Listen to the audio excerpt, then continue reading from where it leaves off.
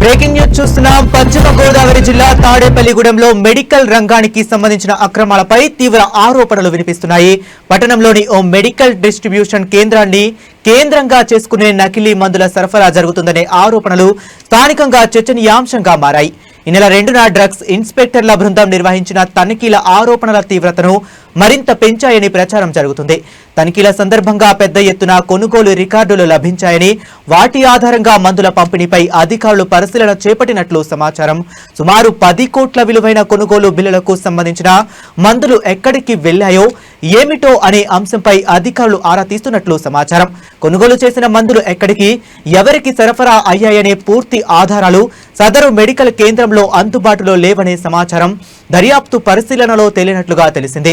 కొనుగోలు, నిల్వ, పంపిణీ రికార్డుల మధ్య వ్యత్యాసాలు భారీ స్థాయిలో ఉన్నాయనే ఆరోపణలు వెల్లువెత్తుతున్నాయి. తనిఖీల సమయంలో అధికారులను బెదిరించేలా సదరు మెడికల్ వ్యాపారి ప్రవర్తించారనే ఆరోపణలు కూడా వినిపిస్తున్నాయి. తనకు మెడికల్ ఉన్నతాధికారులకు రాజకీయ నేతలతో ఉన్న పరిచయాలను ప్రస్తావిస్తూ తనకి అధికారులపై ఒత్తిడి తీసుకొచ్చే ప్రయత్నం జరిగిందనే ఆరోపణలు కూడా ప్రచారంలో ఉన్నాయి. ఒత్తిళ్లు ఉన్నప్పటికీ అధికారులు గంటల తరబడి తనిఖీలు కొనసాగించారని సమాచారం. గత అనేక సంవత్సరాలుగా భారీ స్థాయిలో అక్రమ మెడికల్ వ్యాపారం సాగుతుందనే ఆరోపణలను అధికారులు వివిధ కోణాల్లో పరిశీలించి నివేదిక తయారు చేసినట్లుగా సమాచారం. నకిలీ మందుల తయారీ, సరఫరాకు సంబంధించిన ఆరోపణలపై కూడా లోతైన విచారణ జరుగుతుందని సమాచారం. దీనిపై అధికారిక నిర్ధారణ ఇంకా వెలువడాల్సి ఉంది.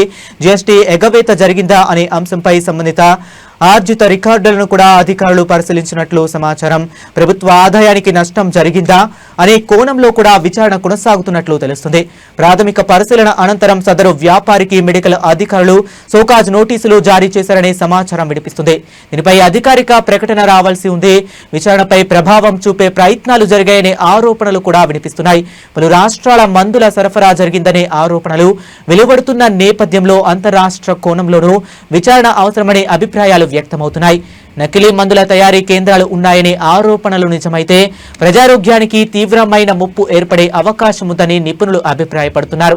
ప్రజల ప్రాణాలకు సంబంధించిన అంశం కావడంతో దర్యాప్తు పూర్తిగా పారదర్శకంగా జరగాలనే డిమాండ్ వినిపిస్తుంది.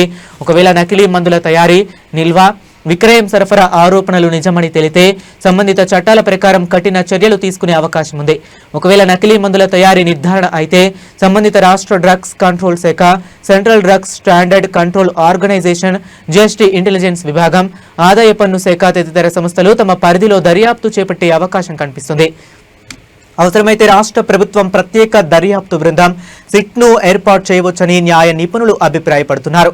అంతరాష్ట్ర నెట్వర్క్, సంఘటిత నేరం, భారీ ఆర్థిక మోసం వంటి అంశాలు ఆధారాలతో నిర్ధారణ అయితే కేంద్ర దర్యాప్తు సంస్థల విచారణను కూడా ప్రభుత్వం పరిశీలించే అవకాశం ఉందని నిపుణులు పేర్కొంటున్నారు.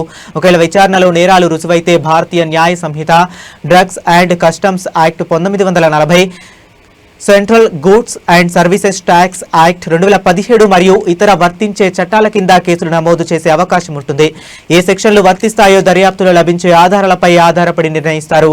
నకిలీ మందుల వ్యవహారం నిర్ధారణ అయితే ప్రజారోగ్యాన్ని ప్రమాదంలోకి నెట్టే తీవ్రమైన నేరంగా పరిగణించే అవకాశం ఉందని న్యాయ వర్గాలు చెబుతున్నాయి. ఈ వ్యవహారంపై సంబంధిత అధికారులు పూర్తి వివరాలను ప్రజలకు వెల్లడించి పారదర్శక దర్యాప్తు జరపాలని ప్రజలు, ప్రజా సంఘాలు ప్రభుత్వాన్ని కోరుతున్నాయి.